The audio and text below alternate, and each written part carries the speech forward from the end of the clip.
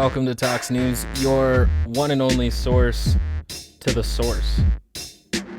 Honestly, couldn't think of anything better this time. I usually have something a little bit more prepared based on the episode itself, but today I came in with a laissez-faire answer, and I just kind of went with the flow. And let it be, macabre, as it was written, you know? So, jam-packed episode. I don't know if I'm going to be able to fit, like, literally all of it inside this. So, if you got time and patience, join me on this adventure. But there's a few things to get into, ladies and gentlemen. Of course, Militia Watch has gotten back on their right time when they come out with their updates. They're now out on Mondays, meaning that I can now cover them on Mondays or Tuesdays, but I'm recording this on a Tuesday. I used to be doing it Wednesdays because they were having delayed launches, but now they're back on schedule. And then after that, I want to touch briefly on how SCOTUS opens the floodgates for prosecutors to destroy Donald Trump. Yes. But there's also like this really long video from this one website that I had found. Or not website, but channel. It was recommended from Reddit's subreddit r/goldenblack, and it's apparently the politically incorrect view of the Great Depression. Let me get that headline, like the video title here specifically. Let me see here. Where did it go? The politically incorrect guide to the Great Depression and the New Deal.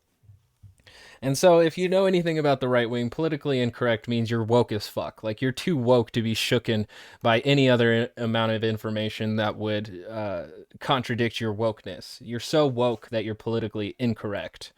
And it comes from a channel called Capital Research Center. And after watching about 10 minutes of the 16 minutes, I was like, let's fucking go, let's do this. So that one's going to be a little bit longer, so if you're not interested in that, skip that. That's going to be the last piece. But Donald Trump is going to be the next piece, just because I like the story. I think it's funny, and I also think it's funny that nobody besides this one news channel called the Next News Network is talking about it. I've gone to Fox News multiple times since this story broke, and they have not even touched it, and I love it. I love that they will not touch a story that embarrasses Donald Trump. But these guys will be the shield to his swamp. So, anyways, we begin today. Per usual, when a Militia Watch update comes out, we begin here. So, this is going to be for the weekly update of February 22nd, 2021. Let the record show. Oh, yeah. I think I have everything set up. Let me make sure. Let me make sure I got all my ball bearings ready to go for the episode. Methinks we're on. Methinks we're good. So, going with the weekly update, we have more J6 updates focusing on Ohio, Georgia, and the group makeup of the Stormers. We have legal updates for Kyle Rittenhouse and New England Minutemen, and we have Recall Newsom drama aimed at San Diego mayor. So it begins with the J6 updates, per usual, since that has been the biggest militia event that we've had in recent history. We have Sandra and Benny Parker, a couple from Ohio who were arrested for their alleged involvement alongside other Ohio-based Oath Keepers in the storming of the U.S. Capitol building. 6 individuals who guarded Roger Stone earlier in the day were involved in the storming. Roger Stone was a former advisor to Donald Trump, a pretty close friend of his, and they go way back. Roger Stone goes back to the Nixon days. So, half a dozen Georgians are now among the 200 plus facing charges for the storming, the newest of which is Andrew Nolly, whose initial hearing was held this past week. There's substantial disagreement still about how meaningful group involvement among the Capitol arrestees actually is. The ADL, I think an Anti-Defamation League, claims this is high, while an ongoing study by UChicago's Chicago Project on Security and Threats argues that this number is low. The Militia Watch view is more in line with the Chicago Project on Security and Threats assessment, though ADL's Anti-Defamation League's Oren Segal, in a tweet, did acknowledge that the overwhelming majority of arrestees, 75%, are, quote, part of the new pro-Trump extremist movement, unquote, for what it's worth. So, in a recent poll through their police union, the Capitol Police also overwhelmingly voted no confidence in their leadership. Most union leadership speaking about the vote stated this is due to poor planning, information sharing ahead of and during the 6th of January's events. I found that pretty interesting. No confidence in their leadership. And that really shows in like how underprepared for the event itself they were. Like that to me is pretty obvious. So let me extend this a little bit. There we go. All right. Moving on. Nope. Rittenhouse hearing. Here we go. Rittenhouse hearing garners protest, calls for judge to resign. After a judge determined to not push a renegotiation of Rittenhouse's bond or to rearrest the teen shooter, protesters demonstrated against the decision. They called for a Kenosha County judge to resign and staged a die-in over the move. Could be justified. He did break his parole, and a lot of people tend to pay a lot of consequences for that. And with such a public case, one that has a lot of attention around it, be careful. Be careful of the judgments that you come to in these conclusions and the results of those decisions. But moving on, 4/5 of charged New England Minutemen plead guilty. This week, 4 members of the New England Minutemen militia group pled guilty to charges for their intervention into a BLM protest this summer. Their charges are a mix of disorderly conduct, criminal possession of a weapon, the most egregious of which carries a maximum of 15 years. The arrestees were tied to the militia group through a tactical manual for the group recovered from one of their cars when they were arrested on the 7th of June. The 5th member of the group arrested and charged, Noah Latham, did not plead guilty and was allegedly carrying a quote-unquote ghost gun near the BLM protest. So we've always said that for some of these protests that were happening last summer, that there were bad actors stirring up chaos, making Black Lives Matter look bad. That's not necessarily in every riot case, but it tends to happen. And so it's very interesting how this story specifically of a militia group's intervention in a BLM protest just goes quietly under the radar. So we have one more miscellaneous update. And we have the mayor of San Diego, Nathan Fletcher, in an audio release last week, referred to the Recall Newsom campaign as linked to an assortment of actors, including extremists, conspiracy theorists, neo-Nazis, right-wing militia groups, and white supremacists. Some or most of these links are factually discernible. This past week, angry Recall Newsom protesters have nonetheless demanded that Fletcher publicly apologize to their campaign members. And that's the thing, is that even when the Save the Child protests started happening, not everybody who went to those protests were necessarily QAnon members. But it was an opportunity for QAnon members to kind of mingle with people who may not have necessarily been aware of their movement. So a similar situation can come of the Recall Newsom campaign, that even though a lot of them may not hold these far-right or extremist ideologies within them, they start to bump shoulders with them. So it's at least worth keeping in mind. A couple of reads here. I didn't get into all of them, but they have one from West Milford Messenger on some Orange County Oath Keepers Sheriff Office links, which is very interesting. The Sheriff's Office is no longer in coordination with the Oath Keepers. From what I could tell, it seemed that the sheriff had left the movement before it really became the Oath Keepers that we know it to be, but it's still pretty good at acknowledging, because when he became a sheriff is when the Oath Keepers itself began, and then it kind of morphed from there, and gentlemen decided, you know what, the Oath Keepers isn't actually what I initially thought it would be. It's becoming something else, and I'm seeing that this is the time to depart ways. Now, the other one was interesting, that it's on the Rolling Stone, but it's also very fascinating that it wasn't bigger news, and it comes on some infiltration efforts, and it comes talking about this group called Deplatform Hate, And they're basically these undercover anti-fascists who go around the internet, kind of exposing all of these right-wing militia members and all of their online activity. So if you're interested in that, find that in the Rolling Stone, because apparently nobody else is reporting it, but I did find it a very fascinating read. I've heard of Molly Conger before. I follow her on Twitter. I think she's at Socialist Dogma or Dog Mum. Jeez, I even Dog Mom, Socialist Dog Mom.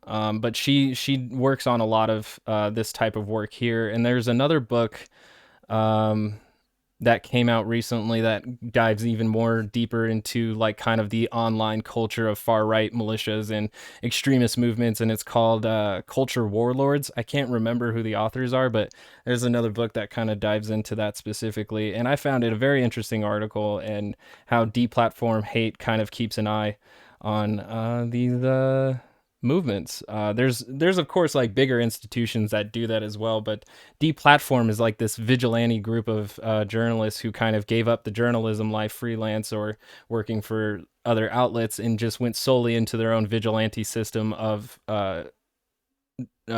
watching and exposing far right potentially dangerous people.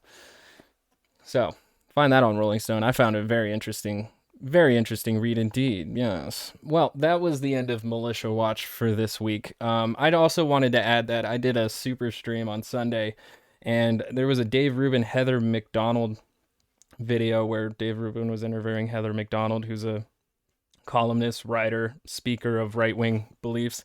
And she like really highlighted that like the white supremacist and right-wing militia groups aren't really a concern that we're supposed to have, regardless of the fact. She didn't even acknowledge the FBI report that domestic terrorism is the greatest threat to our national security.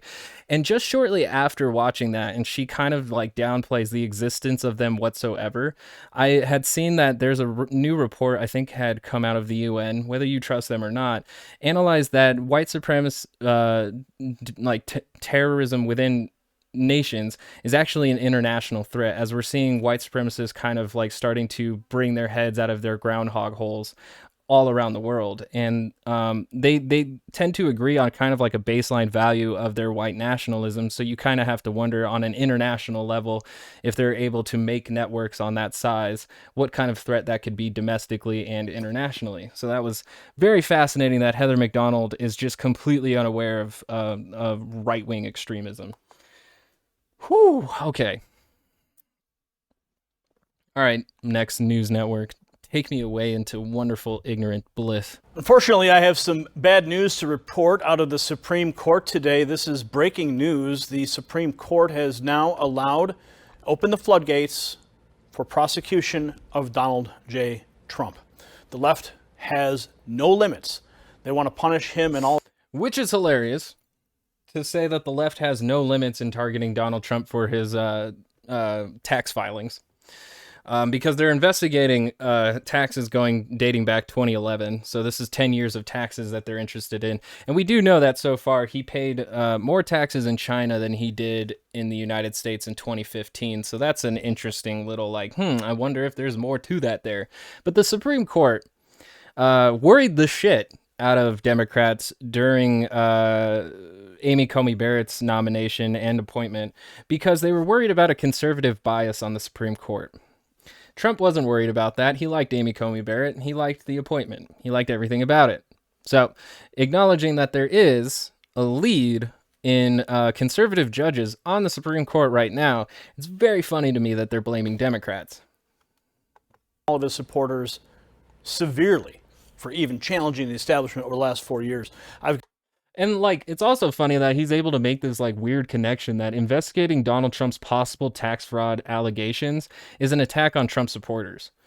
So if you attack the symbol or the idea that is Trump, you're attacking the people who support him, which is a very unhealthy way to that's an extremely toxic relationship to have with a politician. We've got the details. Before I go further, if you're new here, tap. Because then every crime Trump commits, then you think, oh man, I'm going to be held accountable for that. Or I have to defend him away from that because it's all witch hunt lies. It's not a healthy relationship. This is the type of shit that authoritarianism thrives on. News Network's ad-free, uncensored bonus content and exclusive Tracker reports 1 month after leaving the presidency. Donald Trump is finding that the left's vendetta against him won't stop just because he was acquitted by the Senate of the charge of having... Well, and the thing is, too, is that these investigations had started before Trump left office, and also, I think, had started shortly before the election process started, like even the Democratic primaries, on top of the fact that he refused to release his what word am I looking for? His tax reports. There's something else. Tax filings. He refused to report his tax when he entered office, which is something a lot of presidents have done. On top of that, the reason why he said he couldn't do that is because he was being audited by the IRS. So that would also indicate he was already under investigation, which we later found out that excuse was true, even though the IRS said, well, he is under audit, but he could release his taxes whenever he wanted to. But there is truth here that he was under investigation before he became president. And so this ruling here is tied to much longer than this idea of, we acquitted Trump and now we have to get him for something else. No, this is older than that. Trump's been having legal battles since he became president, and probably even long before. We know for sure long before, because we know him and his dad had to go to court in dealing with not letting black people into their apartment buildings. Please continue. Having incited an insurrection. The Supreme Court is now allowing, they announced today, prosecutors to go after Donald Trump. CNN broke the news this morning. And that's also a weird framing of it. They didn't say, here's the green light to go attack Trump.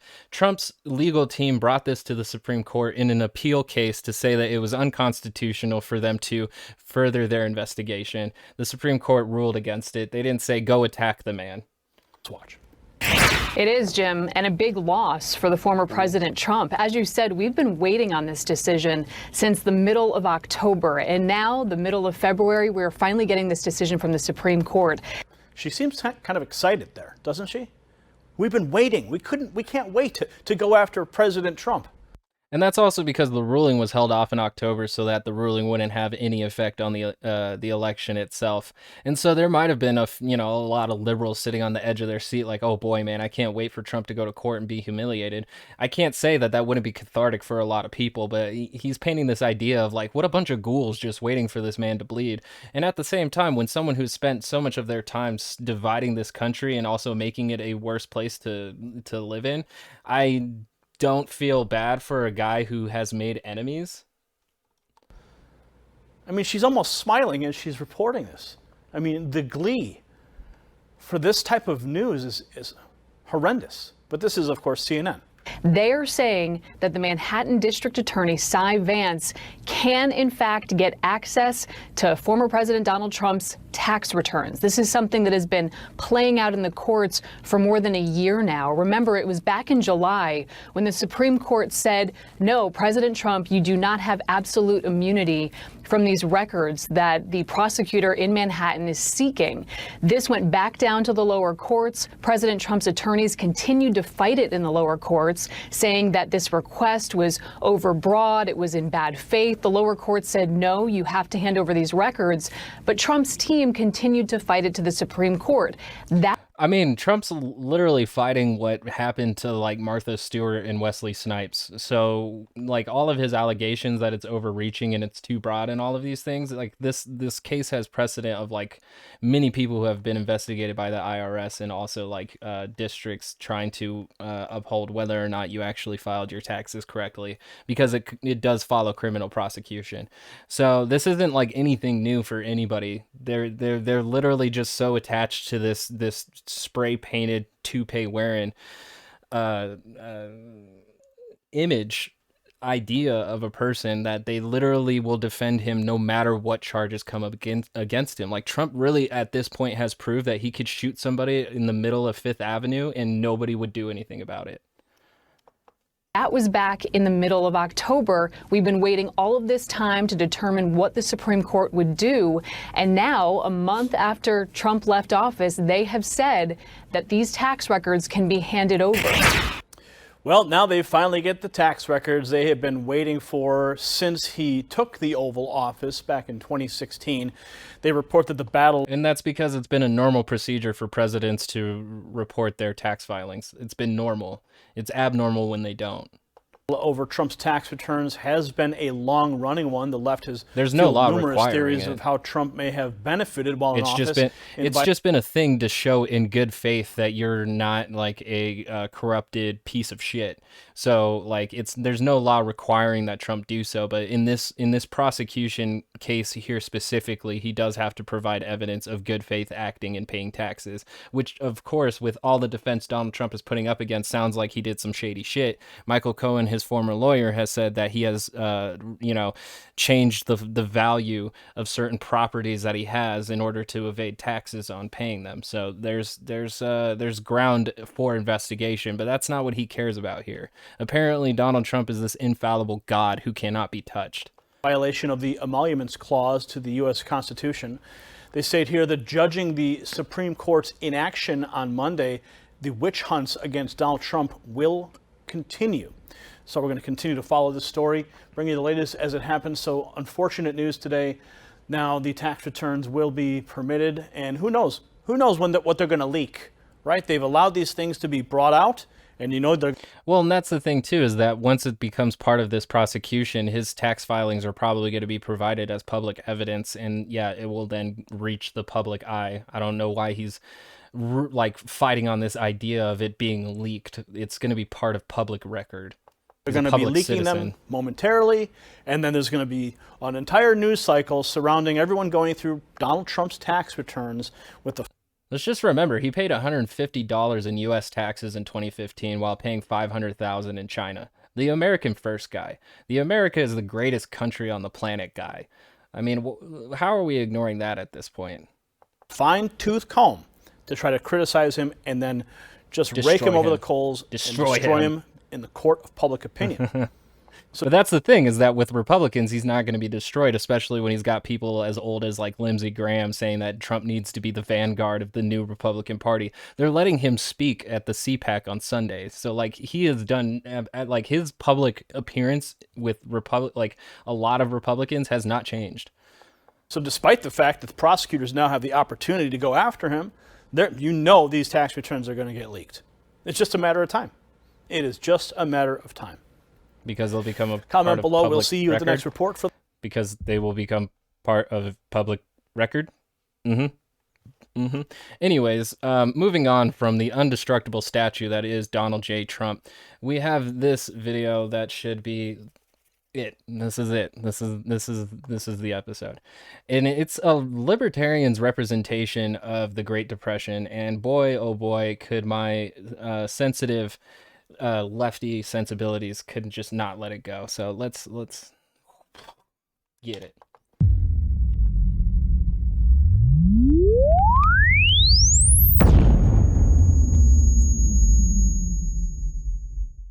All right, all right, what seems to be the problem? Things are terrible. Corporate profits have been negative for 3 years. Net private investment is negative. There's been a stock market crash. Okay, sounds like depression. Real GNP per capita is down 30% in just 4 years. Unemployment is at 25%. In some places, it's even worse. Ah, okay, so this isn't just depression. This is the Great Depression.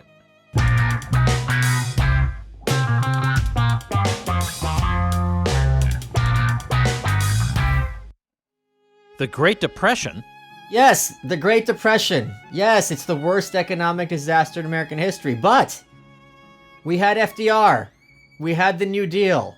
That ship was righted, and America ends up becoming the economic superpower we all know and love today. No, that's not true at all. The Great Depression persisted all throughout the 1930s. On the eve of World War II, unemployment was nearly 20%, even after all the New Deal programs. It's very fascinating that like when they talk about Obama's recession and the Great Depression, that's like the slowest. Like the Great Depression is like the greatest crash of our economic system in history, and Obama's recession, or the one that he inherited from Bush, that's the deepest recession we've been in since the Great Depression. And they always say that they're the slowest recoveries in US history when they're literally the deepest recessions that we've had. How do they expect for things to overturn overnight when we have like deep economic and systemic issues that have actually deprived us of prosperity for multiple years? Like with depression going on for a few years, acts enabled is supposed to just somehow overturn those years in a couple of nights. It's always the worst argument to take. And it wound up being the longest downturn in American history, Rome wasn't built in a day. not in spite of the government's involvement, but because of it.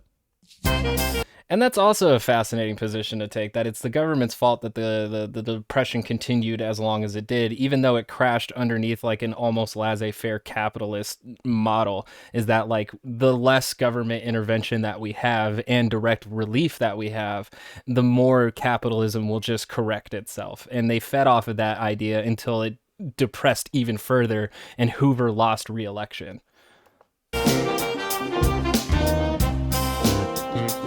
Let's start with something basic, like, food.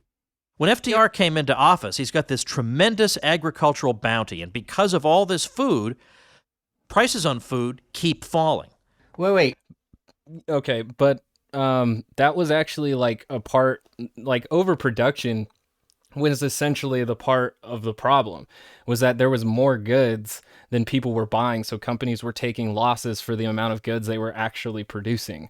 So that's we're coming into like an example that takes place in the middle of the Great Depression rather than starting at the beginning, which is a very interesting point to take when you're discussing what the problem of the Great Depression is, by ignoring the beginning and finding faults in the middle.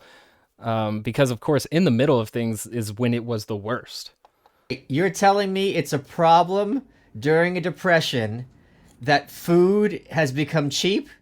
I don't think it's a problem, but FDR did, because Yeah, the economy found it a problem because even with the over food abundance, people didn't have jobs to buy it, so the food rotted, and companies took a loss in that production because there was just too much production. for the farmer, it's not good for prices to fall. So FDR's Agricultural Adjustment Act, And he did make that valid point there, is that like the more of the farmer had more than they could actually sell, so then they couldn't pay the ownership of the land, whether it was rent or through mortgage or through another land ownership.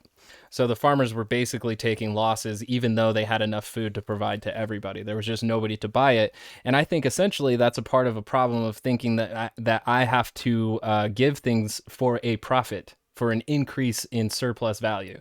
So like if we were somehow able to overcome capitalism, people might have gotten food sooner. I don't think the wealth increase or investments in stocks would have been in the same regard if we had just shoehorned capitalism in favor of socialism, but at least with mutual aid and getting people back to work, there would have been a more focus on getting food inside people's mouths. paid farmers to cut back on production or even to produce nothing at all. Less food means higher prices, so he paid farmers to destroy a huge amount of crops in order to raise prices to make farmers better off. So 6 million pigs were slaughtered.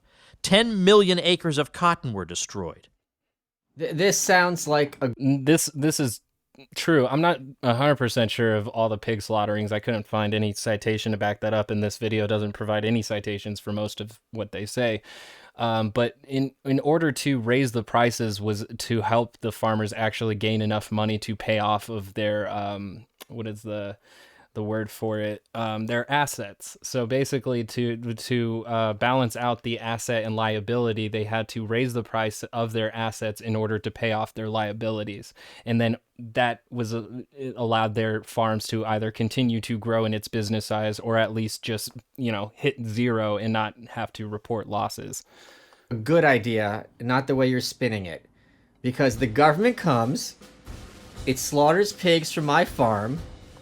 And then the framing here that like the government sent people over and started massacring farmers' pigs. I don't even know if that's 100% true. I haven't found any citations of that whatsoever, of like army soldiers coming down with bayonets and slicing pigs' throats. I don't know, man.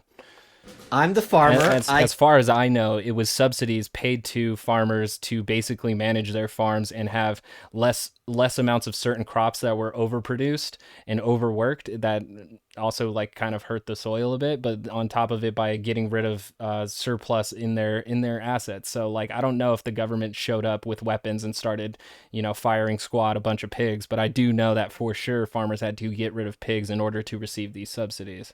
I get paid for the pigs, and then that meat, that pork, goes to feed poor people. No, the pork gets destroyed. The cotton gets destroyed. All this stuff got destroyed to pull it off the market and raise prices, not give it to poor people. Mules were... But see, that's part of the problem, is that we didn't have direct relief kind of systems in the early onset of the Great Depression. And we also didn't put any of that in the midway through either, because when it came to direct relief, most of that was actually through monetary value. We never really gave any products away for free, such as food, clothing, or any of that, because all of the money spent on that needed to go back into the economy for that to then grow back from the horrible crash that we all had to suffer because the stock market's a bunch of fucking hootenanny. But yeah, I mean, it would have been nice if we had a system where you could just give people food for being people. That would be great. We had the production value to do it. The thing is, though, is that the economy is very tied to people increasing their wealth and every quarter. So that was the precedent that wasn't being met anymore. Actually employed to destroy cotton. They actually had mules stomp on the cotton. And at first they hesitated to do it because this is not what a mule normally does. They had to be forced to do it. If you could see this animation, there's like this reluctant mule being forced at gunpoint to stomp on cotton. I don't even know if you really have to do that. You could honestly just get like a field of cotton and have like the mule going really hard on it. The way they're making it look is like this is a slave mule at gunpoint reluctantly destroying free enterprise. The whole New Deal was about helping one group, and then another group, and then another group, even though each time you help that one group, you're harming everybody else. And it turns out you didn't even help the farmers, because other New Deal programs were even more successful driving up other prices, namely the prices of everything farmers buy. And that's just not like an equivocal conflation, because he's not providing work as to like the farmers started making more money, so business owners decided to charge them more. And that's not necessarily the truth either, is that like a lot of these things, like across the board, everything went through an overproduction period. And in order to keep the prices high, Hubert Hoover and FDR said that we have to keep wages also high. So there's a lot of other factors other than successful farmers going into the prices then rising after dropping so heavily in deflation. So like this one through line, I feel like they're making, because the farmers succeeded in raising their prices, everyone too started raising their prices. It's not coherent. It's not like 100%, and there's no work provided here whatsoever. Because like the everything was affected, whether it was agriculture, whether it was industrial, or whether it was retail, everything was affected on its own specific level. And although all these things are interwoven in a lot of their trading, there's still like certain situations that each industry was suffering under the Great Depression. Yeah, but if prices are collapsing all around you for years, at a certain point, you want to mitigate that damage. But prices had been falling for about a century in American history, and the United States had become, during that time, the great industrial power of the world. So it's actually not a bad thing for prices to fall. Yeah, but without proper context, like deflation can be a bad thing. Lower prices for consumer goods isn't that bad, especially when you have enough demand for the supply. But if you have too much supply, not enough demand, and the prices drop, you start taking losses. And then to mitigate those losses, you start firing people, or you start cutting their hours, or you start cutting their pay. So in the end, even with prices falling at a certain point, there is a level to when it falls too hard that other people have to start suffering, and they're not going into that enough here, as if like low prices is just the ideal all the time. And to the contrary, it's much worse to force them up by giving businesses the power to collude with each other so that all throughout an industry, nobody's allowed to sell below a particular price. Citation needed on this collusion, but the thing that was kind of the glue to this whole situation of the Great Depression was central planning. Is that our economy lacked central planning, and then it also, because of that lack of central planning and the continued monopolization. So even though we didn't have big businesses like we do now all working together in the same sector, back then we had just major businesses working in one sector owning almost all of it. And so with that individual mega corporation creating competition for all these smaller guys and then also competing with major multinational corporations across the seas, it just made the competition too much, also on top of lowering the prices.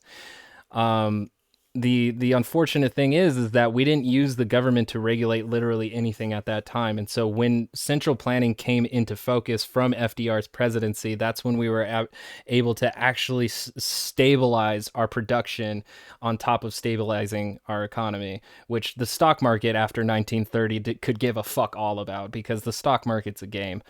Okay, so that's just for food. But the New Deal is about the whole nation and the whole economy recovering. So yes, some people are going to be negatively affected, but Americans had to make sacrifices in the hardest of times. It wasn't just for food. What I described was actually the thinking behind the National Industrial Recovery Act.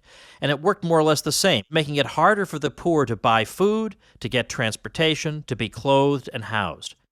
The National Recovery And again, like when you say these kind of things, you need to bring data to support this evidence, because so far the reason why people didn't have access to those is because they weren't being paid enough, on top of the fact that there weren't many people even employed at the time. So the working class was extremely poor, and to continue pushing commodity goods on top of that, it just devalues almost everything, because nobody can purchase anything. Administration allowed businesses in each industry to establish a code of production which would set working hours, wages, and prices. So what's wrong with that? It means that upstarts can't compete on price. And while that may be true, think of how many upstarts would have even been tried during the Great Depression. Like, consumer confidence was extremely low, and investments were only being made in like certain bonds in the stock market. So like, to think that an entrepreneur was going to have much success during a Great Depression when most people aren't buying anything, and then blame the fact that FDR had stabilized the workers' economy for larger firms. That's it. Again, you need data. You need to back up your argument with some proof, because all we're just saying is like, well, they did this and it's associated with this, and I see it as bad. The biggest businesses tend to prosper because if you're, say, a Goodyear tire, well, everybody already knows Goodyear tire. But if I'm Tom's Tire, what's the only way I can compete with Goodyear tire? Not on name recognition, but on price. Well, also quality. But now I can't sell at a lower price because under the National Recovery Act, the government won't let me. So FDR said the only thing we have to fear is fear itself. But a generation, the fear had been that big business monopolies in a certain industry are all going to get together and they're going to collude to jack up the prices and basically screw the population out of as much money as they can get away with. Again, like you're just also framing this and without any evidence. Like they didn't collude. This was like central planning. This is basically looking at the job market and being like, we can't get all of these people employed based off of the amount of goods that you're trying to sell, but the employees that you have should be dedicated to a certain amount of money and a certain amount of hours. Because if we took unemployment into that means a lot more people are in the pool for receiving jobs, but that decreases the amount of wage that these businesses would then pay their people. So even if they were working, they wouldn't be able to afford the goods that they produce. And that's the problem of trying to earn a surplus value rather than just trying to provide. This was the nightmare concern of having an oligarchic system, that people are going to be at the mercy of these big trusts. And now they're codifying it into law? That's pretty much the case. The very thing we were taught to fear was now mandated by law. I still think that under extreme situations, And I mean, the only thing is that like these big companies could afford it is because they had the capital to, in order to support this legislation. They had the money to do so. The small businesses, honestly, like it's really difficult just because even in a Great Depression, they're not going to have a lot of success in a lot of things that they do because they don't have major capital backing them. Even during good times, they would have to become a major corporation in order to have the resources to survive a Great Depression. maybe you have to rely on big companies and rely on stable prices in order to make sure to cut down on that sky high unemployment and make sure everyone has a job. That's the problem that needs to be solved. A lot of people think of things like the Works Progress Administration when they think They were taking too much losses from their overproduction, so they didn't hire people. about the New Deal that gave people jobs. If we look at the work of economists John Joseph Wallace and Daniel Benjamin, they found that the jobs created by the WPA and the other New Deal spending programs either just displaced private sector jobs that existed already, What? or actually destroyed those jobs because these programs just dried up capital that could have been used for private sector investment. Wait a second. That's not what it says right here at all. It actually says the opposite of what he's saying. It says cross-sectional data bearing on the operation of the Federal Emergency Relief Administration rejects the hypothesis that the federal relief programs reduced private employment. But that's exactly what he's saying here, is that these programs reduced private employment and the potential of them investing in the stock market, even though the stock market jumped 70% in 1930. The stock market did fucking fantastic during the Great Depression. It was small businesses and working class individuals who did not. So even more interesting is that he says that this quote here does the opposite of what it itself is claiming. Are you blind? It's literally saying the opposite. And we now know, because of historian Bob Higgs, that business at the time really held off from investing because they didn't know what the federal government was going to do next, and nobody wanted to expose himself to an unpredictable federal government. So they just bided their time. And that's an argument that they make during the recession all the time, especially when a Democrat's in office. So like they're always like, I don't know if the government's going to put more taxes on me, and so the rich withheld their investments. Like I said, the 1930s and afterwards, the stock market was great. It was the rest of us who did not have money. Meanwhile, the economy continued to suffer. What it boils down to is there were with the stock market going up in the 1930s and the Great Depression persisting through till 1937 is proof that the stock market has diddly dick to do with the true economy of this country. a lot of programs, but they all shared the same basic flaw, that a group of experts are going to direct resources better than you and It was the 1929 crash of the stock market when everybody started selling off their stocks because everything was overvalued because of the overproduction. The stock market crashed and everybody started pulling their money out from banks, and banks failed. So like the stock market can have an incredible effect on our economy. But what's fascinating to me is that after that period, the economy has no effect on the stock market. I can. The Great Depression's culprit, the Fed. I really hope that we start from the beginning at this point. It sounds like what you're saying is there's lots of different symptoms, but they're all being treated with the same medicine that hasn't been shown to be effective in any single specific instance. So instead of focusing on treating symptoms, let's focus on preventative measures. If you have an economy based on capitalism, you inevitably have these depressions. They happen cyclically. So maybe the New Deal couldn't fix the situation because all those programs were just band-aids that didn't address the real cause. And I kind of agree with this point that the New Deal that FDR put into didn't actually fix the root cause of the Great Depression, because we still see recessions every 7 to 8 years. So in every recession could turn into a Great Depression with a significant loss in confidence in the stock market. The stock market could crash, people could panic and start removing their money from banks yet again. But what I find very fascinating is that whenever we have discussions of like depression, like when you see like pictures of empty shelves in right-wing memes, is that they're always like, this is what it's like to be in Venezuela or socialist Venezuela. This is what it's like to be in Soviet Russia. Whenever we see famine or basically famine, people not having access to food, we blame it on socialism or communism. But when we have cyclical recessions or a massive ass Great Depression, it is of no fault of capitalism whatsoever. So yet somehow too, just like Donald Trump, this thing is bulletproof from any criticism whatsoever. It's very easy and fashionable to say that, but actually depressions are not a natural feature of capitalism.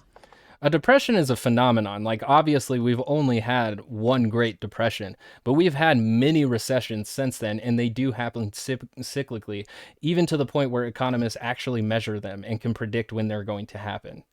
This or that sector may go up and down, but system-wide collapses are... But that's the thing, too, is like with our mixed economy and everything being tied together like that, if one big enough industry fails, then the whole ship comes down with it. Foreign to capitalism without government intervention. Think of it this way. Imagine a master builder who has a blueprint to build a house, but he doesn't have enough resources to build the house that the blueprint calls for. So the longer he persists in working on it, the more resources and labor hours he wastes, because the project will eventually have to be abandoned for lack of... But that wasn't what caused the Great Depression. Why are we going with this analogy? When he started this video, it began with like the overproduction in food and how FDR had to step in and start subsidizing and reducing the amount that we produced. Right now, he's arguing that we didn't have enough resources to follow through on our projects, and that's why it failed. We built a credit bubble. People started buying. We didn't like the resources that he would have to be talking about is just money, is that people started spending too much money that they did not have. The credit bubble is another massive piece to this entire thing. And to then use that we didn't have enough resources to keep building the economy or the infrastructure doesn't fit with the idea that we had a massive overproduction crisis in 1929, just like 1921 to 1929, and an overproduction thing that had to be mitigated by the government through the 1930s. So it wasn't a lack of resources, but it was a lack of actual money that we had to spend. Tangible Materials. money. The sooner he spots his error, the better. This is what happens with the economy as a whole when the Federal Reserve pushes interest rates down artificially. It gives entrepreneurs the idea that there are more resources available than there really are. The economy... So I feel like we're talking credit without actually talking about credit here. Because especially when you bring in the Federal Reserve moving interest rates are decidedly tied to credit and how people are supposed to return the credit that they borrow. So it's very fascinating here that we're avoiding that word. Becomes too ambitious, embarking on long-term projects for which the necessary resources do not exist. And you keep saying resources. Do I have to say again that we were overproducing everything? We went too hard on cotton, and cotton started losing money. We obviously don't want fiscal or monetary stimulus at a time like that. Oh, and then automation really started knocking people's jobs out of the way too. There was a bigger shift towards automation, which Yuval Noah Harari and Andrew Yang have both brought up that it's going to be even bigger by 2050. That we may see so much automation that we have to do a universal based income. Because that just encourages entrepreneurs to continue along this unsustainable path, rather than making them realize they need to abandon it and shift resources into more appropriate channels. Wait a minute, so you're saying it's like taking an energy drink and you're running around on that artificial high, but if you try to nourish yourself entirely on energy drinks with nothing else, you're gonna crash and you're gonna collapse. I think the words like for this analogy fit, but don't necessarily make sense.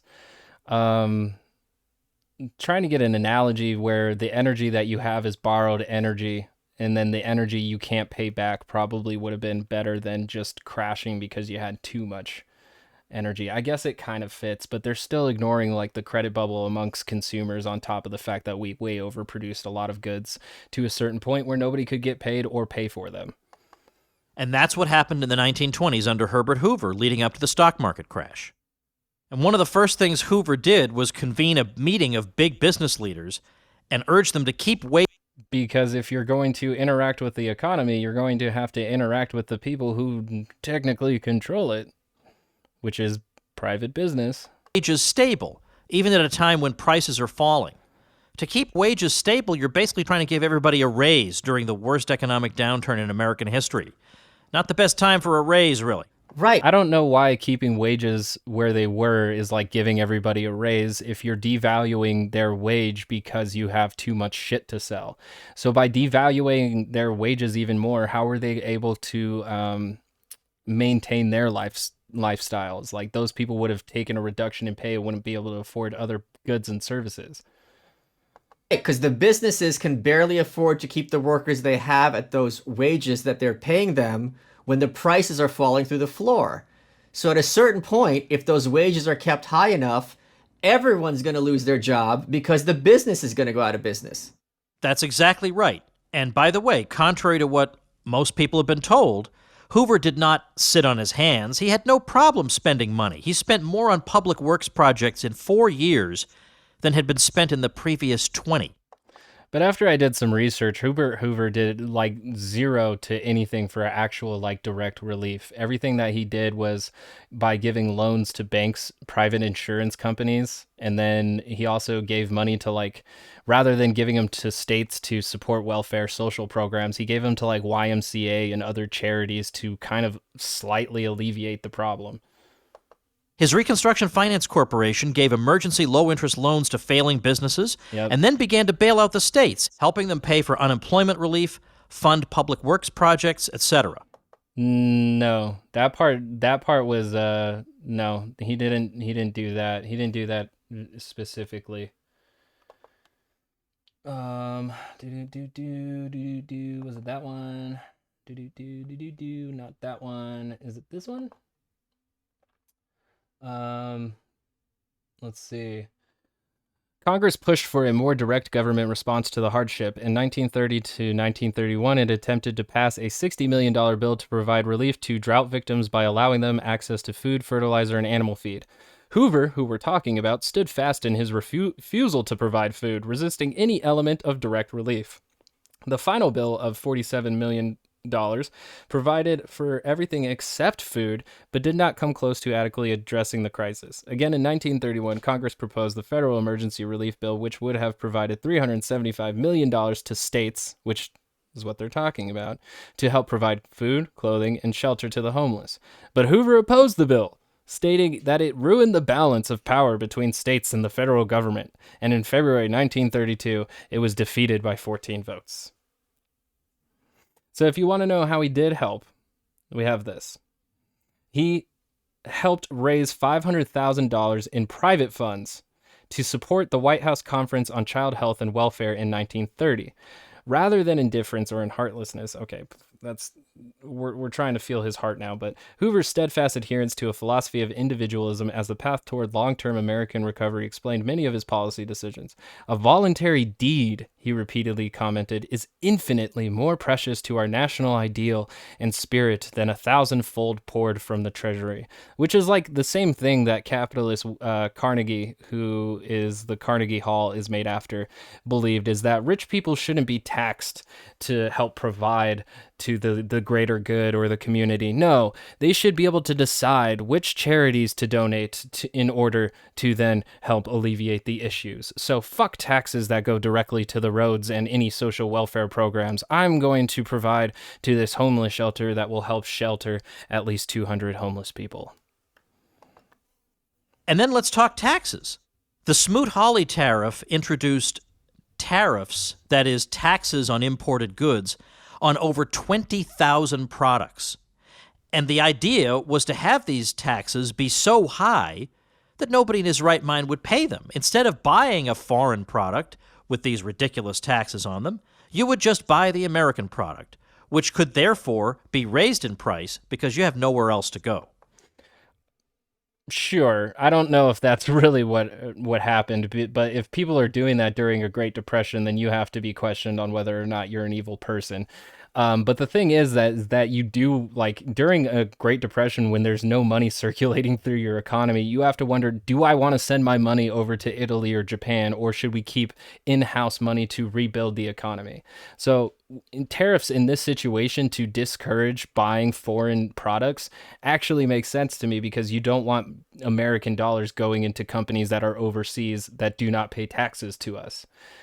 So I don't know why this would be a bad thing for Americans. You want Americans to buy American goods at a time when we have very little money circulating our economy. Now, this disrupted international trade and hurt Americans because American trading partners retaliated when their products were basically shut out of U.S. markets. The Italian government doubled its tariffs on American cars in response. Oh, but I thought libertarians thought competition was good. That's so weird. I thought they thought like that was like the peak of capitalism, is that businesses could compete with each other. It's so weird. To what the U.S. was doing to them. So American automobile sales in Italy fell by 90%. And then, just as the Depression is getting really bad, Hoover took the top marginal income tax rate and raised it from 25 to 63%. And then corporate taxes go up, estate taxes go up, gift taxes go up, as do taxes on cars, tires, gasoline, toiletries, electric To fund all the government spending that was necessary because no money was circulating in the economy. Holy crap. Holy crap. And as we've seen, whenever we decrease rich people's taxes to a certain level, our deficit as a government rises considerably. So when the rich refuse to pay their taxes, it's literally the rest of us who has to take on the burden. But the thing is that even with that taxpayer money, Hoover went and spent $2 billion of it to rescue banks, credit unions, and insurance companies. So it's the same kind of stimulus we've been seeing since the Occupy Wall Street. energy, luxury items, bank checks, and even telephone, telegraph, and radio messages. So I might point out that at the time, his opponent in the 1932 election, Franklin Roosevelt, and Roosevelt's vice presidential nominee, Jack Garner, were criticizing him for this. Garner said Hoover is leading the country down the road to socialism.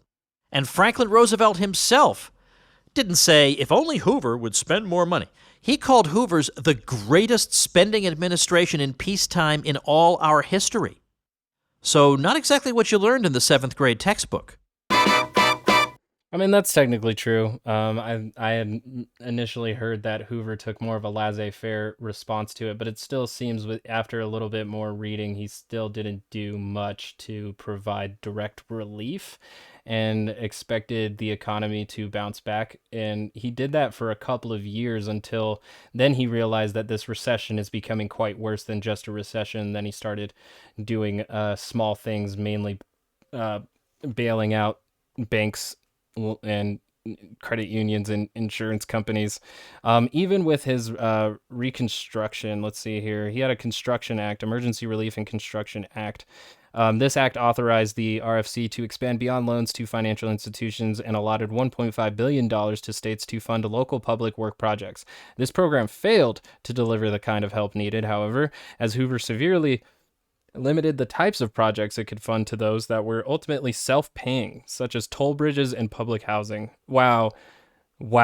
Refused to fund public housing during a Great Depression. Oh my God, Hoover, you just keep winning more points. And that's why they had tent cities called Hoovervilles. And it's because he literally refused to house the millions of people that were evicted from their homes. Amazing.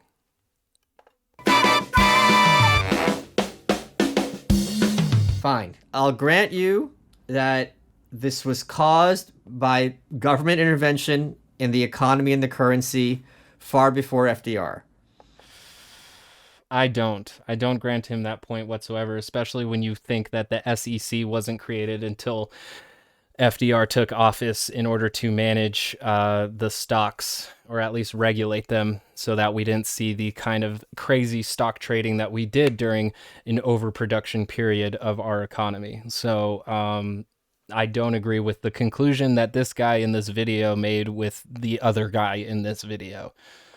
And I'll grant you that the New Deal didn't stop the Great Depression. Like, what kind of video is more likely to convince you? Like a video of a guy having an actual discussion of someone who genuinely disagrees with them, or with a video of people reading off a script as one guy slowly comes to the same conclusions as the other guy. But FDR's president when World War II comes along, and that's what finally got us out of the Depression and got everyone under full employment. People say No, but the thing about the war is that, like, with the war going on, the overproduction was less of a problem, because with wartime, you actually need more production going into things, especially with how many troops were involved in this war, how many other countries were involved in this war in need of resources as well. So that overproduction actually finally got put to use, unfortunately, for a massive massacre across the entire globe. World War II got the United States out of the Great Depression. Almost everybody thinks this, or at least thought it, until historian Bob Higgs came along and forced people to recognize the absurdities that It's true that if you take 22% of the labor force, 11 million people, conscript them into the army, unemployment goes down. True. Presumably, I don't need to draw you a diagram about that, but a healthy economy does not need to take 11 million people and risk having them all die. I don't know how that proves their point. But I do agree. A healthy economy does not need to take 11 million people and risk having them all die. The thing is that during the Great Depression, we didn't have a healthy economy. are buried in this. It's true that if you take 22% of the labor force, 11 million people, conscript them into the army, unemployment goes down. And they start earning wages based off of that. And the GI Bill for the veterans of World War II was incredibly lucrative. Presumably, I don't need to draw you a diagram about that.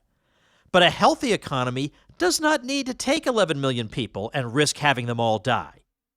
The problem with any kind of economic data is that you need to analyze it to understand what it's saying.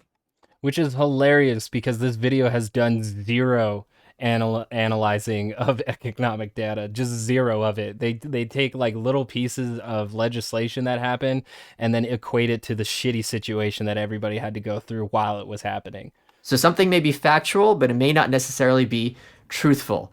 So yes, it is factual that sending all the unemployed people overseas to war While earning money. produced a drop in the unemployment rate. And a GI Bill that sent them to college. And it's factual that they're given food and clothing.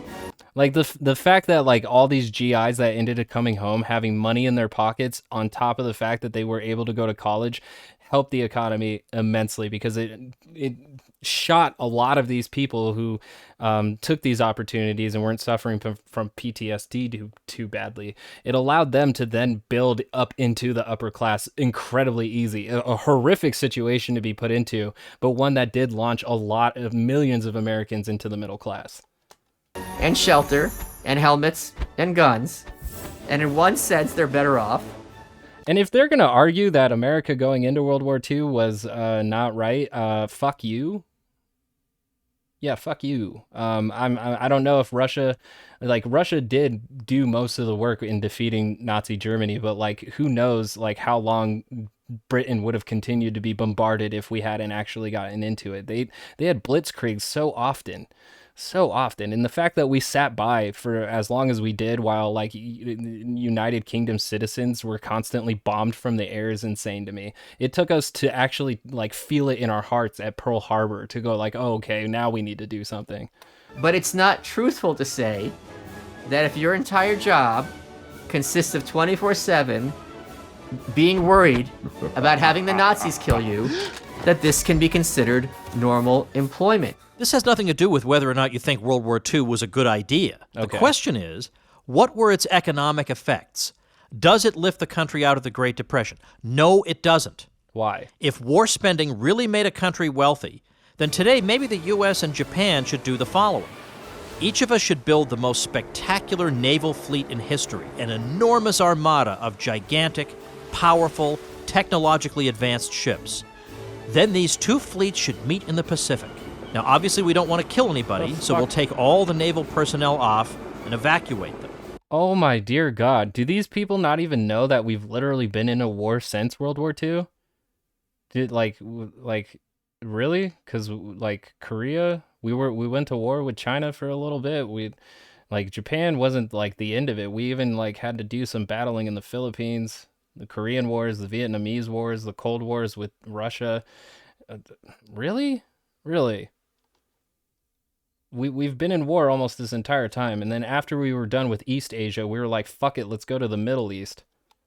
And at that point, the U.S. and Japan would sink each other's fleets. And then we could all celebrate how much richer we'd made ourselves by devoting labor, steel, and all these other inputs to producing things that would wind up at the bottom of the ocean. So if We're still doing that technically, like with all the we're still like technically in 7 different wars in 7 different countries, like right now. none of these programs and war ended up stopping the Great Depression, what are we supposed to do the next time the economy takes a downturn? Sit in our hands and do nothing? Well, The thing is like when we had the Great Recession, that was a completely different circumstance that we had with the Great Depression. Although both had, credit bubbles to be involved with, the credit bubble of the Great Recession was like involved with housing, and the banks basically lump summing all of these bad loans that never got paid off. So like even if we see another Great Depression on the horizon, it may not be that inadvertible depending on what industry or section of the economy it's going to be. pretty much yes. We've had this experience before. The forgotten depression of 1920 to 21. That was a downturn that in some ways was a every recession. That was the recession leading up to the Great Depression. You can't. Okay, what? Oh, fuck, man. Just like the overall need to like reconstruct context out of itself in order to cherry pick your information to build an argument. That's just come the fuck on. as bad as the Great Depression. And yet by the time the hapless Warren Harding, I hate to call him that, he's a good guy, by the time it occurred to him to do anything about it, it was already over. Once the dislocations of World War II were behind us, and once it became clear that the federal government was not going to engage in any more ambitious reconstructions of America, investment resumed. Business came back out from hiding, and prosperity returned. No, like I had said, the stock market had basically bounced back in the 1930s. The problem that kept perpetuating was the fact that nobody had jobs and nobody had money to spend, even the people who had jobs. So by unfortunately having millions of people uplifted into the middle class through a fucked up war, that increased consumer confidence and consumer spending, which then circulated the economy and continued to grow the profits of the same people who basically survived the Great Depression without a scratch. Oh, that was it? So when people talk about the Green New Deal, it's not new at all. They're invoking programs and principles that have been put into practice almost 100 years ago. Duh, that's why it's named after the New Deal. What? That's why it has the name New Deal in it, is because it's inspired by the New Deal from the 1930s. And programs and The thing is, though, is that the Green New Deal would actually need like a dramatic shift, way bigger than what the New Deal itself did, because it affects like our energy infrastructure on top of our economics. So the Green New Deal is a far bigger hill to climb. Especially, we should try to not do it while we're in Great Depression, because then we won't have to have millions of people suffering through starvation and famine and the like. So we should probably enact the Green New Deal while we have prosperity and overproduction on our side. practices that often had very negative effects, sometimes even intentionally. A lot of people complain about they want to take a step. That's the thing, is that through my research here, is that although like FDR's New Deals weren't necessarily perfect, there is through lines to a lot of them actually alleviating the issues of the economy and laissez-faire capitalism. Back to the 50s, well, why would they want to take us back to the 30s? That's why this stuff matters Who the fuck wants to take us back to the 30s? How do you even make that through line? even today. Because as you can see, a lot of people still draw inspiration from the New Deal. And it's what inspires a Okay, just because they called it a Green New Deal, they're like, let's go back to the 1930s when we were putting windmills and solar panels everywhere. Yeah, okay. A lot of really, really damaging ideas and policies today. Jesus, like what a disinformation campaign calling itself a documentary. Wait. If you know all this stuff, Mr. Smarty Pants, why are you in here with me? I'm not in here with you. You're in here with me. I'm glad they addressed that because I was genuinely confused on how the therapist ended up being like the guy who brought up the idea. Oh, you're going through a Great Depression. He was the one who ended up learning what the Great Depression was. I was genuinely confused, and then they just added a little fucking bow tie to that at the end. Not really. I'm giving it more credit than it's due. So, just out of curiosity, because I obviously came with a lot of takeaways that were not the same as theirs, and I also ended up doing research because with a subject such as the Great Depression, there's so many things that went into that. It's hard to actually blame one single thing that caused or perpetuated the problem. I'm interested in seeing these comments because out of this, I got a good critical thinking opportunity and a learning experience. But what did the commenters get out of this? Let's see. Let's see. Scroll. The top comment says, they probably need a third straight man because Malice giving even rhetorical credence to the government is like Jesus giving a sermon to the virtues of Satan. Who is Malice, one of the people in the videos? I don't know. This guy looks like he has his own like channel too. He does, but I don't know what he does. So let's go back. Music. Yikes. All right, scroll. You're all way past. Okay, scroll. Okay. Sounds like Malice is doing his best William Shatner impression. Okay, so Malice is the person in the video. Tom is an underrated actor. Okay, I'm still not seeing anything about the subject here. Malice sounds like he's reading a ransom note, not seeing anything about what was in the video. So Malice actually needs to move out of New York to the middle of nowhere because he looks good in overalls. They were cartoons. What is going on in this comment section? Did anybody actually learn anything from the Great Depression? While I hate unlearning all the garbage I learned through school and pop culture, there's a valuable lesson there. Our enemies are in control. What? Okay. Yep. If you agree with all the premises and presuppositions that these dudes made, then yes, then your enemies are in control because your enemies want to regulate the economy. Waited the whole time to see if Tom Woods wears the dress. Okay, more. Okay, hopefully there are some zingers in this one. Okay, cool. How are you going to post this 3 days in advance? I need my Tom Woods in a dress fix. Again, great, staying on subject here. More education here than 8 weeks of 7th grade. That's unfortunate because I found it to be a lot of out of context information or education and also misinformation. So it's too bad they feel that way. Because you could get more out of this video by just doing your own research. I know it's not as easy as listening to these guys talk back and forth for 16 minutes, but you can definitely learn more on your own. This is the best thing on the internet. It's not. I mean, if you honestly like Rick Astley, Rick rolling everybody, that's the best thing on the internet.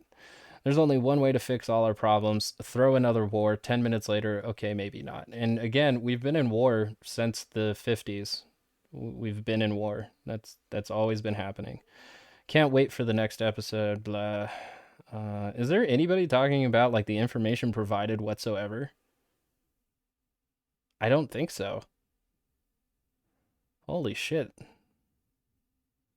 No wonder the experts' response to COVID is so terrible. These fiascos have been going on since forever.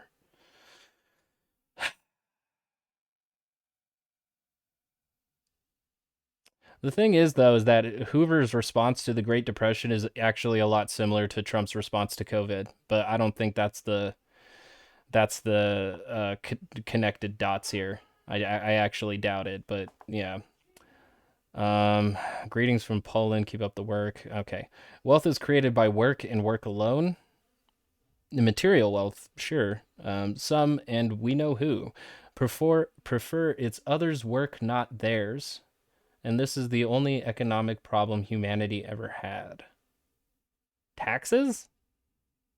Taxes are the only economic problem humanity has ever had, because not paying taxes, like, they raised it from 23% to like 60. So if those were the taxes pre-Great Depression, I feel like not having taxes on the rich is actually more part of the problem. All right, so I guess that's the YouTube comments don't have much for me. All right. All right. FDR was a massive piece of shit on top of being the wote president. What is wote? These are from the subreddit. At least they're talking about the video a little bit. Is an acronym for worst of all time. Oh, it's the opposite of goat. These kids and their lingo. He's the worst president of all time. I also disagree with that. Woodrow Wilson sucks. Woodrow Wilson on a moral level was actually worse. Hoover was decidedly worse, especially since he lost to FDR, and FDR held office like for 3 terms. So the people of the time probably wouldn't even agree with that. Let's see. Scroll. It's funny, sad, how he has put... Oh, this is still talking about FDR, and I don't care. Malice had a hard time not letting sarcasm enter the straight man role. That was a good video. I searched and saw no one posted it. Looking forward to the rest. I thought they said there were 10 episodes in total. There's 10 episodes of this shit? I hope it gets like broader context, because like the lack of context and the lack of work, like citations needed pretty heavily for this fucking video. If I go to playlists, am I going to get like Great Depression? So the politically incorrect guide to the Constitution. Oh my God, I cannot. Ooh, I would. I definitely would. But I don't see how this is a part to a 10-part series. So the Great Depression definitely like does deserve like a massive documentary series to dive into every minute part of it. Doing it in one video kind of does the Great Depression disjustice. Not enough justice in one video. I would like to watch this with my kids. Is it PG? It is. Don't show it to your kids though. I love both the they misspelled, but I'll correct it for them. I love both these men so much. I have both played such a pivotal role in the changes of my political thought. I found Tom Woods in 2015, and his podcasts and talks at Mises opened my eyes so much. Then after a long hiatus, I found a clip a few months ago of MM on Rogan explaining why he doesn't vote, and then I started watching his content and haven't looked back since. He was on Rogan? Joe Rogan hosts all the hot libertarians.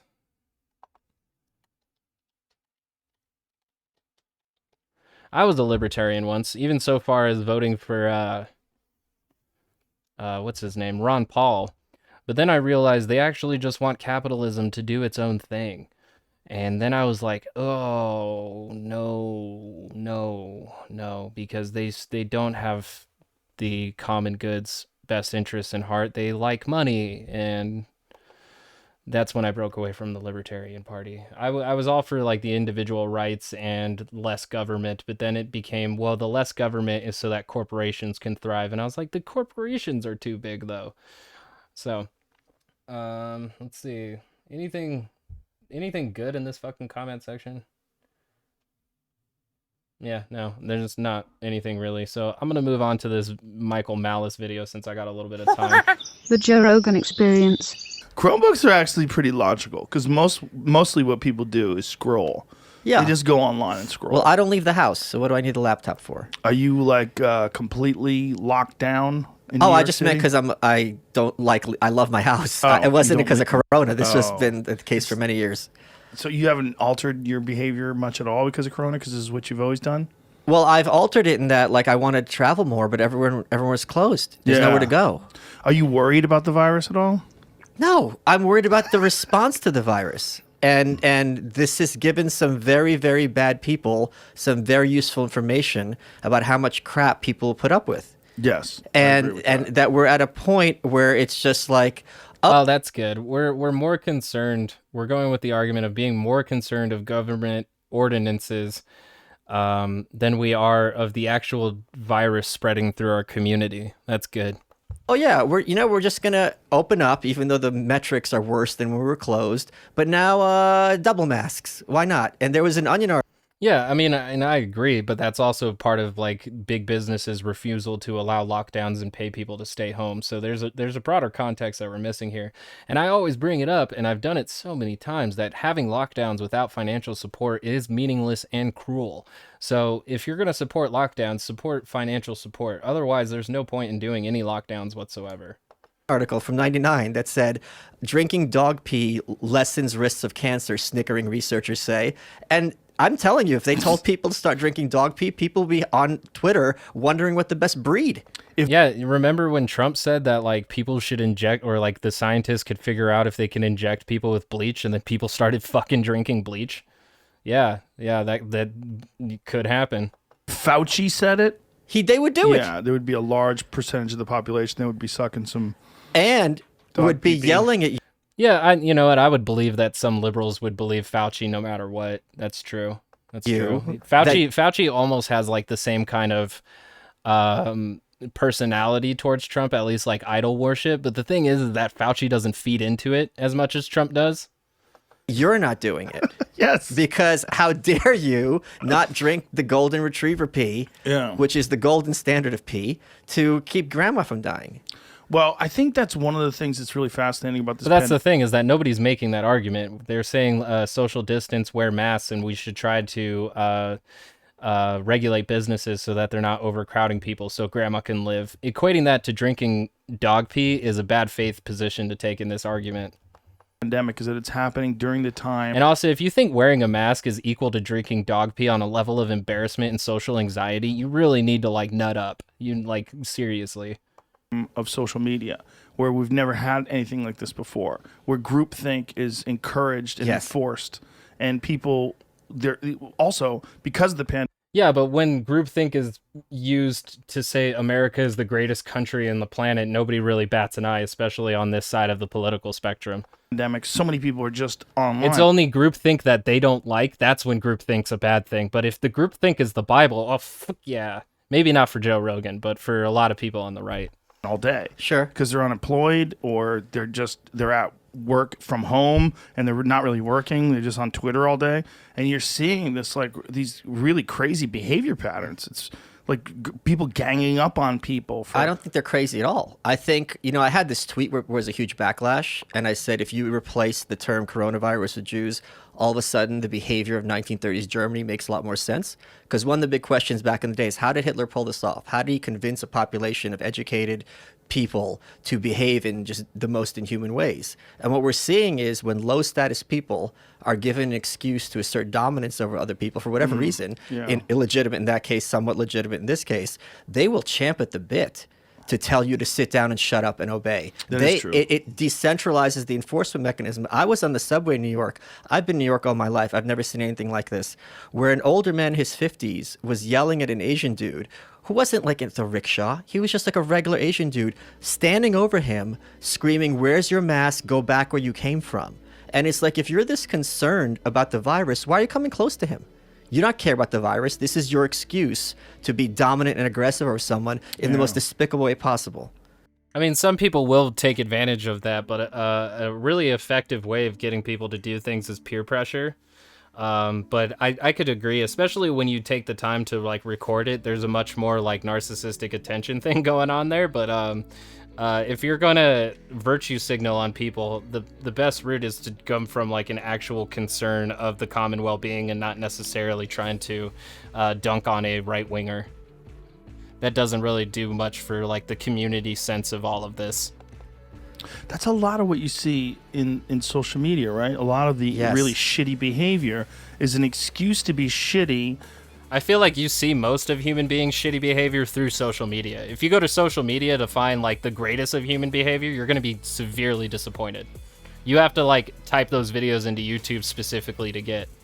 You know, like they But the Schadenfreude videos are just off the fucking charts. found an in Right. order to exert their shitty behavior. Being violently anti-racist is the only way lowest status whites have an excuse to be dominant and better than somebody else. Yeah. This is the one leg up they have, so this becomes their identity.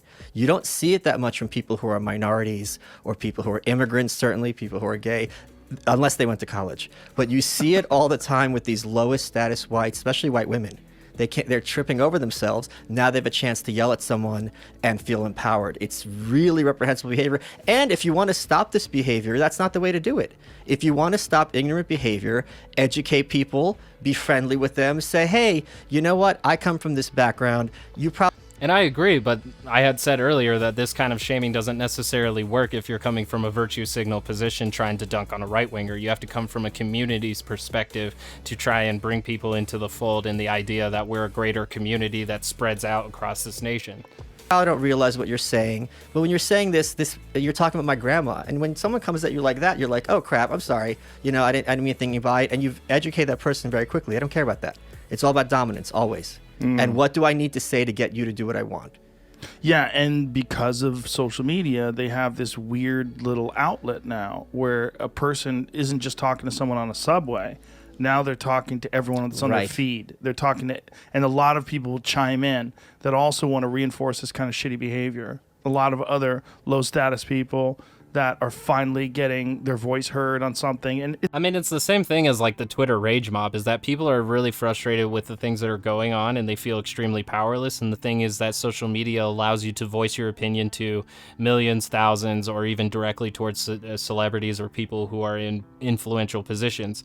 So it doesn't always end up with the right guided direction of where people's anger is, but it is a sign that social media feeds people's anger at what is going on, even though it's still being very misguided.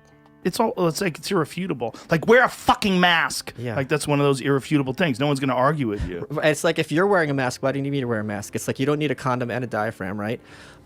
When we were kids, it would have been unimaginable.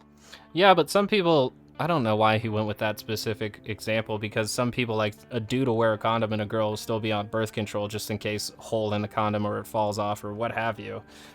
Double protection doesn't make itself negated. That's why you can't do just masks. You had to do social distancing on top of it. And the reason why you should be concerned of whether or not you're wearing a mask is wondering whether or not you have the virus, which is asymptomatic for 2 weeks, which is still transmittable. So again, that person wearing the mask isn't going to stop them from catching particles on their mask and eventually breathing it in. It's for the people who have masks from shortening the amount of molecules that they actually spread out into the atmosphere.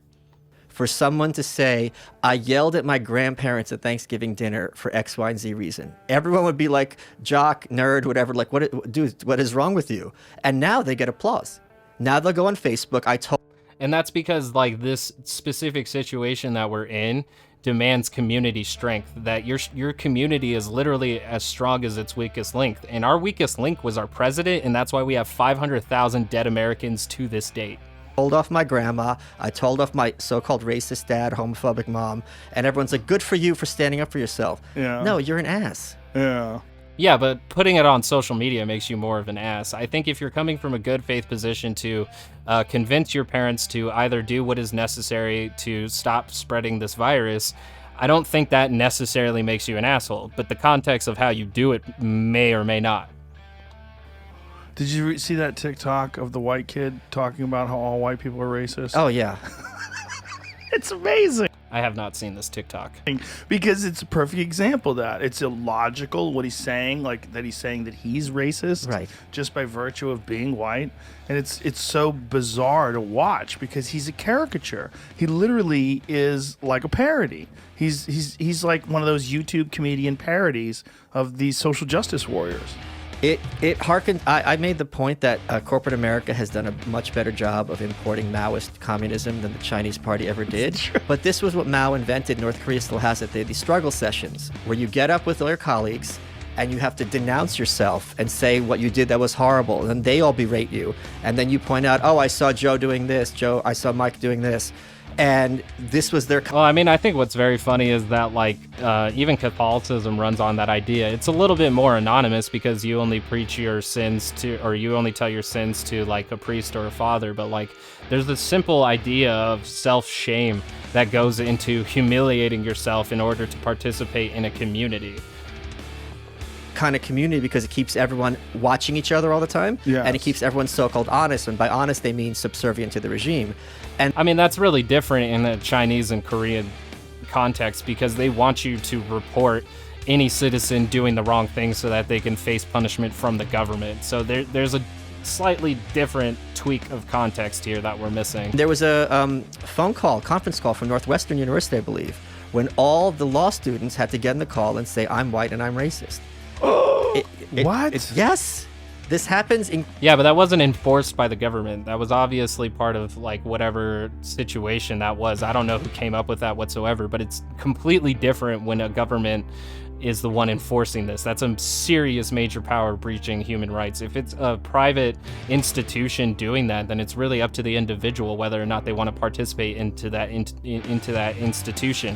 The problem if the government does it is that you don't necessarily have a choice of who your government is. I was born into the United States and I don't have a lot of choice on what the United States government does besides when I vote every 2 to 4 years.